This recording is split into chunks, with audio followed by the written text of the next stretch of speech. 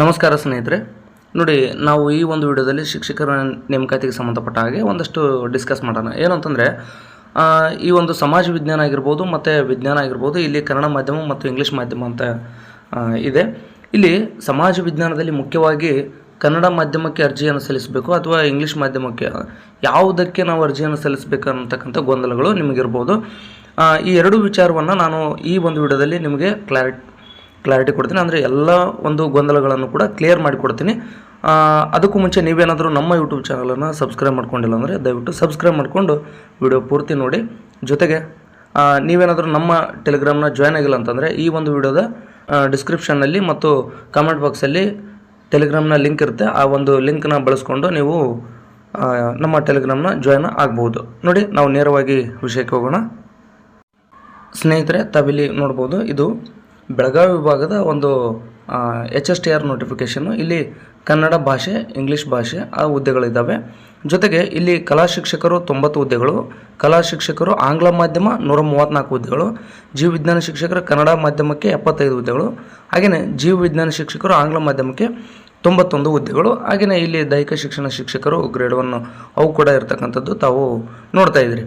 ನಮಗೆ ಡೌಟ್ ಏನು ಅಂತಂದರೆ, ಈ ಡೌಟ್ ಇಲ್ಲದೇ ಇರೋದೇನು ಅಂತಂದರೆ ಕನ್ನಡ ಇಂಗ್ಲೀಷು ಡೌಟ್ ಇಲ್ಲ, ನಿಮ್ಗೆ ಆಲ್ರೆಡಿ ಅದು ಗೊತ್ತಿದೆ ಅಂತ ನಾನು ಭಾವಿಸಿದ್ದೀನಿ. ಈಗ ಡೌಟ್ ಇರತಕ್ಕಂಥ ವಿಚಾರವನ್ನಷ್ಟೇ ನಾವಿಲ್ಲಿ ನೋಡ್ತಾ ಹೋಗೋಣ. ಫಸ್ಟ್ ನಾವು ಈ CBZ ಬಗ್ಗೆ ಮಾತಾಡೋಣ.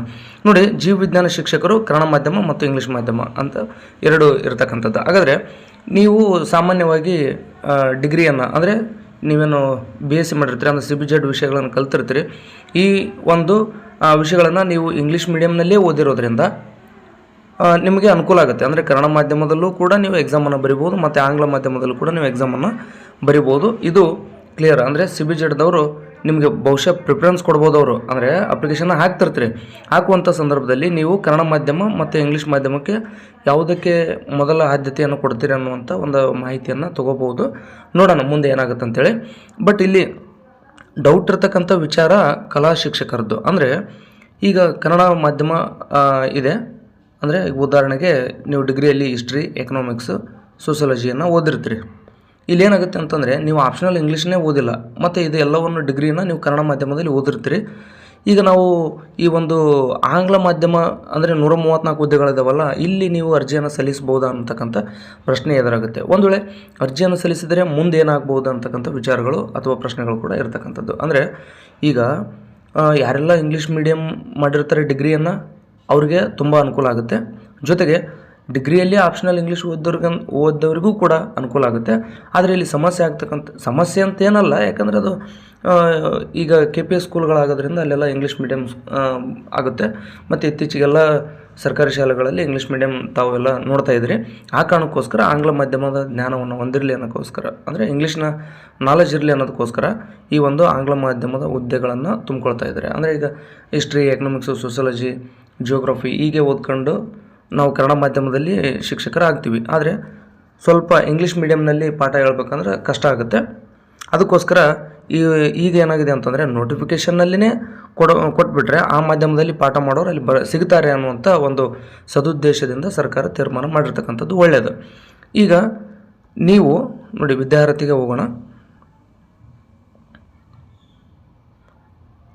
ನಿಮ್ಮ ಡೌಟ್ ಏನಿದೆ ಇಷ್ಟೊತ್ತನ ನಿಮ್ಗೆ ಕ್ಲಿಯರ್ ಆಗಿಲ್ಲ, ಯಾಕಂದರೆ ಇನ್ನೂ ನಾನೇನು ನಿಮ್ಮ ಡೌಟ್ಸ್ಗಳಿಗೆ ನಾನು ಉತ್ತರವನ್ನು ಕೊಟ್ಟಿಲ್ಲ. ಈಗ ಕೊಡ್ತೀನಿ ನೋಡಿ. ಏನು ಅಂತಂದರೆ ಸಹಶಿಕ್ಷಕರು ಆಂಗ್ಲ ಭಾಷೆ ಬಂದಿದೆ, ಇಲ್ಲಿದೆ ಕಲಾ.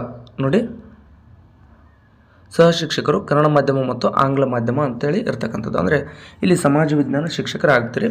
ಉದಾಹರಣೆಗೆ ನೀವು ಡಿಗ್ರಿಯಲ್ಲಿ ಅಂದರೆ ನೋಡಿ, ಹಿಸ್ಟ್ರಿಯನ್ನು ಓದಿದ್ರಿ, ಪೊಲಿಟಿಕಲ್ ಸೈನ್ಸನ್ನು ಓದಿದ್ರಿ, ಸೋಷಿಯಾಲಜಿಯನ್ನು ಓದಿದ್ರಿ. ನೀವು ಸಾಮಾನ್ಯವಾಗಿ ಏನು ಮಾಡ್ತೀರಿ ಅಂತಂದರೆ ಅಪ್ಲಿಕೇಶನನ್ನು ಹಾಕಬೇಕಾದ್ರೆ ಕನ್ನಡ ಮಾಧ್ಯಮಕ್ಕೆ ಹಾಕ್ತೀರಿ. ಯಾಕಂದರೆ ಆಂಗ್ಲ ಮಾಧ್ಯಮದಲ್ಲಿ ಸಮಾಜ ವಿಜ್ಞಾನವನ್ನು ಪಾಠ ಮಾಡೋದಕ್ಕೆ ಕೆಲವರಿಗೆ ಕಷ್ಟ ಆಗುತ್ತೆ. ಅದು ಯಾಕೆಂದರೆ ನಾವು ಕನ್ನಡ ಮೀಡಿಯಮಲ್ಲಿ ಡಿಗ್ರಿಯನ್ನು ಮುಗಿಸ್ಕೊಂಡು ಕನ್ನಡ ಮೀಡಿಯಮಲ್ಲಿ BEd ಮುಗಿಸ್ಕೊಂಡು ದಿಢೀರಂತೆ ಇಂಗ್ಲೀಷ್ ಮೀಡಿಯಮಲ್ಲಿ ಪಾಠ ಮಾಡಬೇಕಂದ್ರೆ ಕಷ್ಟ ಆಗುವಂಥದ್ದು ಸಹಜ. ಅದೇನು ಸರಳ ಅಂತಲೂ ನಾನು ಹೇಳಲ್ಲ.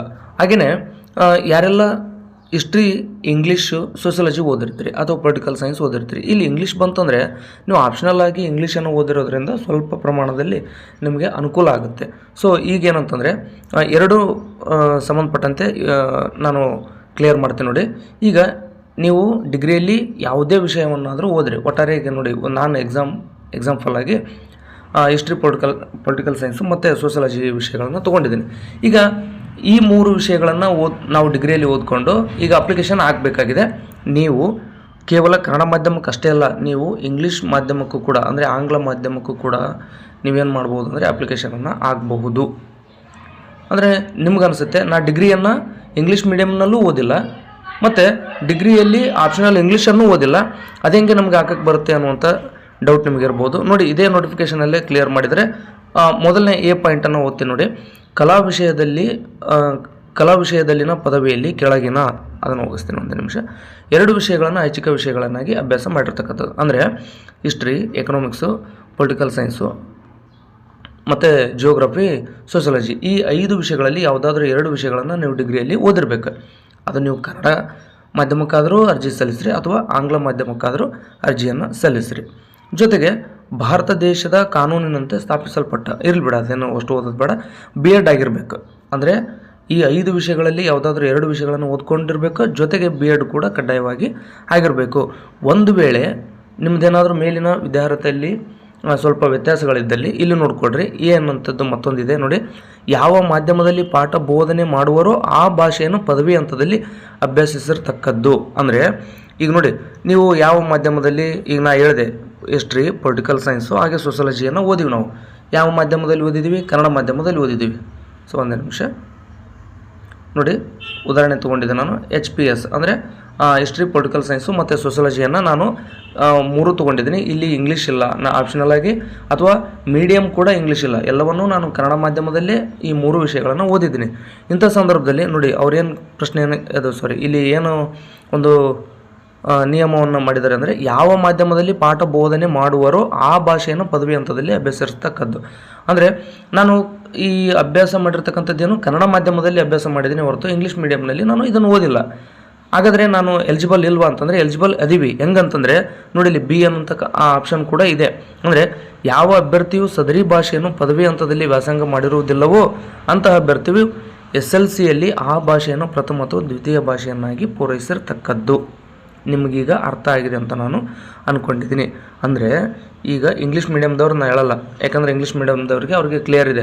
ಆಪ್ಷನಲ್ ಇಂಗ್ಲೀಷ್ದವ್ರಿಗೂ ನಾನು ಹೇಳಲ್ಲ, ಯಾಕಂದರೆ ಆಪ್ಷನಲ್ ಇಂಗ್ಲೀಷ್ ಮಾಡಿದವರು ಕನ್ನಡ ಮಾಧ್ಯಮನೂ ಬರೀತಾರೆ, ಇಂಗ್ಲೀಷ್ ಮಾಧ್ಯಮನೂ ಬರೀತಾರೆ, ಅದು ಕ್ಲಿಯರ್.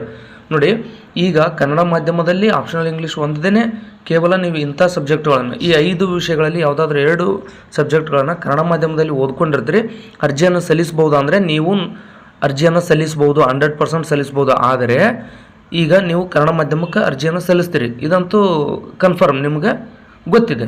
ನೀವು ಇಂಗ್ಲೀಷ್ ಮಾಧ್ಯಮಕ್ಕೆ ಅರ್ಜಿಯನ್ನು ಸಲ್ಲಿಸ್ಬೋದು. ಅಂದರೆ ನೀವು ಇಂಗ್ಲೀಷ್ ಮಾಧ್ಯಮಕ್ಕೆ ಅರ್ಜಿಯನ್ನು ಸಲ್ಲಿಸಬಹುದು.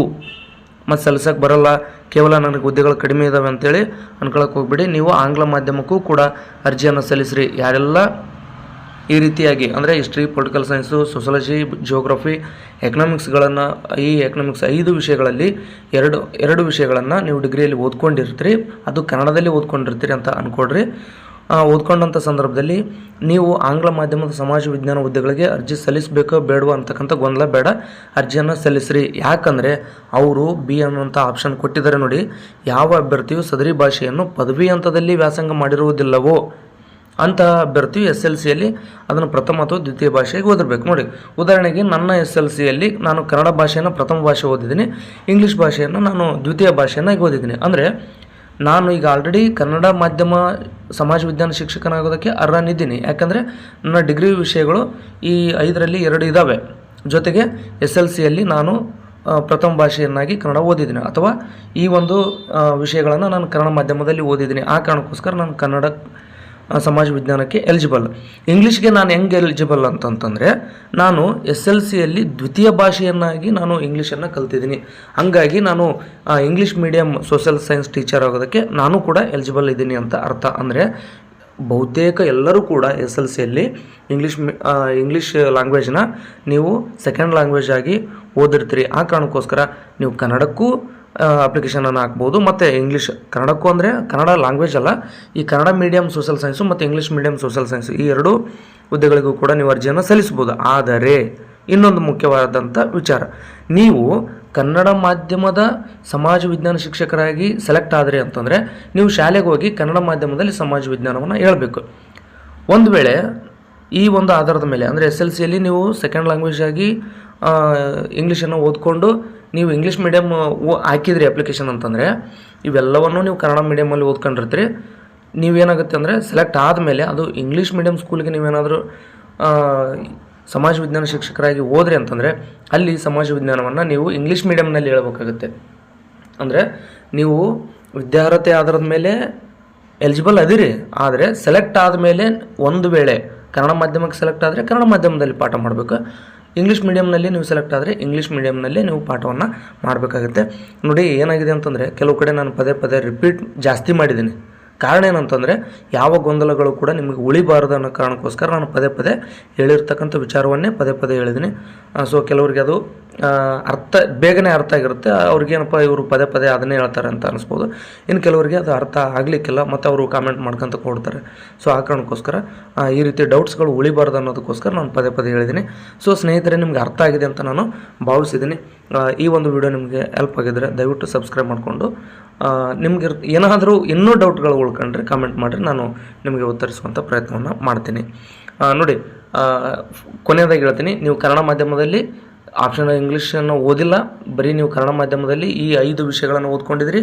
ನೀವು ಕನ್ನಡ ಮಾಧ್ಯಮಕ್ಕೆ ಅಷ್ಟೇ ಅರ್ಜಿ ಸಲ್ಲಿಸೋದಲ್ಲ, ಇಂಗ್ಲೀಷ್ ಮೀಡಿಯಮ್ಗೂ ಕೂಡ ನೀವು ಎಲಿಜಿಬಲ್ ಅದಿರಿ. ಆದರೆ ನೀವು ಒಂದು ವೇಳೆ ಕನ್ನಡ ಮಾಧ್ಯಮಕ್ಕೆ ಆಯ್ಕೆ ಆಗಿದೆ English medium social science teacher ಆಗಿ ನೀವೇನಾದರೂ ಸೆಲೆಕ್ಟ್ ಆದರೆ ನೀವು ಸಮಾಜ ವಿಜ್ಞಾನವನ್ನು ಇಂಗ್ಲೀಷ್ ಮೀಡಿಯಮ್ನಲ್ಲಿ ಓದಬೇಕು. ತಲೆ ಕೆಡಿಸ್ಕೊಬೇಡ್ರಿ, ಫಸ್ಟ್ ಅಪಾಯಿಂಟ್ ಆಗೋದನ್ನು ನೋಡ್ಕೊಡ್ರಿ. ಅಪಾಯಿಂಟ್ ಆದ್ರೆ ನೀವು ಇಂಗ್ಲೀಷ್ ಮೀಡಿಯಮ್ ಸೆಲೆಕ್ಟ್ ಆದ್ರಿ ಅಂತ ಗೊತ್ತಾಯಿತು ಅಂತ ಅಂದ್ಕೊಡ್ರಿ. ಇಂಗ್ಲೀಷ್ ಮೀಡಿಯಮ್ ಸೆಲೆಕ್ಟ್ ಆದಮೇಲೆ ನೌಕರಿ ಬಿಡೋಕ್ಕಾಗುತ್ತಾನೆ? ಇಲ್ವಲ್ಲ, ಇಂಗ್ಲೀಷ್ನೇ ಕಲ್ತರ ಆಯಿತು. ಯಾಕಂದರೆ 1:2 1:1 ಬಿಟ್ಟಾಗಲೇ ಗೊತ್ತಾಗ್ಬಿಡುತ್ತೆ ಕನ್ನಡ ಮೀಡಿಯಮ್ನಲ್ಲಿ ಸೆಲೆಕ್ಟ್ ಆಯಿತಾ ಅಥವಾ ಇಂಗ್ಲೀಷ್ ಮೀಡಿಯಮ್ನಲ್ಲಿ ಸೆಲೆಕ್ಟ್ ಆಯಿತಾ ಅನ್ನುವಂಥದ್ದು ಒಂದು ಸ್ಪಷ್ಟವಾದಂಥ ಚಿತ್ರಣ ನಿಮ್ಗೆ ಗೊತ್ತಾಗುತ್ತೆ. ಅವರು ಡಾಕ್ಯುಮೆಂಟ್ ವೆರಿಫಿಕೇಷನ್ ಮಾಡಿ ಆರ್ಡರ್ ಕಾಪಿ ಕೊಟ್ಟು ನೀವು ಶಾಲೆಗೆ ಜಾಯ್ನ್ ಆಗಬೇಕಂದ್ರೆ ಕನಿಷ್ಠ 3-4 ತಿಂಗಳ ಹಿಡಿಯುತ್ತೆ. ಆ 3-4 ತಿಂಗಳದಾಗ ಹೋಗ್ರಿ, ಆರಾಮ್ ಹೈದ್ರಾಬಾದ್ಗೆ ಹೋಗ್ರಿ, ಚೆನ್ನೈಗೆ ಹೋಗ್ರಿ, ಬೆಂಗಳೂರಿಗೆ ಹೋಗ್ರಿ, ಆರಾಮ್ ಅಡ್ಡಾಡಿ ಇಂಗ್ಲೀಷ್ ಕಲ್ಕೊಂಡು ಬರ್ರಿ, ಅಥವಾ ಕೋಚಿಂಗ್ ಹಚ್ಚಿರಿ. ಮತ್ತು ಯೂಟ್ಯೂಬ್ನಲ್ಲಿ ಸಾಕಷ್ಟು ಇದ್ದಾವೆ. ಏನಾರು ಮಾಡಿ ಒಂದು 3-4 ತಿಂಗಳದಾಗ ಇಂಗ್ಲೀಷ್ ಮಾತಾಡೋಂಗೆ ಕಲ್ಕೊಂಡ್ರಪ್ಪ ಅಂದ್ರೆ ಹೈಸ್ಕೂಲ್ ಟೀಚರಾಗಿ ಅಪಾಯಿಂಟ್ ಆಗ್ತೀರಿ. ಸೊ ಹಿಂಗೆ ನೀವು ಲ್ಯಾಂಗ್ವೇಜ್ ನನಗೆ ಇಂಗ್ಲೀಷ್ ಮೀಡಿಯಮ್ನಾಗ ಪಾಠ ಮಾಡೋಕ್ಕೆ ಕಷ್ಟ ಆಗುತ್ತೆ, ಹೆಂಗೆ ಮಾಡಲಿ ಅಂತೇಳಿ ಈಗಲೇ ಅಂಜಕ್ಕೆ ಹೋಗ್ಬೇಡ್ರಿ. ಫಸ್ಟ್ ಸೆಲೆಕ್ಟ್ ಆಗೋದನ್ನು ನೋಡ್ಕೊಡ್ರಿ. ಫಸ್ಟ್ ಸೆಲೆಕ್ಟ್ ಆಗಿರಿ, ತದನಂತರ ಅದು ಕನ್ನಡ ಮೀಡಿಯಮು ಇಂಗ್ಲೀಷ್ ಮೀಡಿಯಮು ಗೊತ್ತಾಗುತ್ತೆ. ತದನಂತರ ಅದು ಮುಂದಿನ ವಿಚಾರವನ್ನು ಮಾಡೋಕ್ಕೆ ಬರುತ್ತೆ. ಎಲ್ಲದಕ್ಕೂ ಪರಿಹಾರ ಇರುತ್ತೆ, ಅದೇನು ದೊಡ್ಡ ವಿಚಾರ ಅಲ್ಲ. ನಾವು ಫಸ್ಟು ಎಕ್ಸಾಮನ್ನು ಬರೆದು ಈ ಒಂದು ಹುದ್ದೆಗಳನ್ನು ಪಡ್ಕೊಳ್ಳುವಂಥ ವಿಚಾರವನ್ನು ಮಾಡೋಣ. ಅದಾಗ್ಯೂ ಕೂಡ ನಿಮ್ಗೇನಾದರೂ ಡೌಟ್ಗಳು ಉಳ್ಕೊಂಡ್ರೆ ಕಮೆಂಟ್ ಮಾಡಿರಿ, ನಿಮ್ಮೆಲ್ಲರಿಗೂ ಕೂಡ ಉತ್ತರಿಸುವಂಥ ಪ್ರಯತ್ನವನ್ನು ಮಾಡ್ತೀನಿ ಅಂತ ಹೇಳ್ತಾ ಈ ಒಂದು ವಿಡಿಯೋನಲ್ಲಿ ಮುಗಿಸ್ತಾ ಇದ್ದೀನಿ. ಧನ್ಯವಾದ.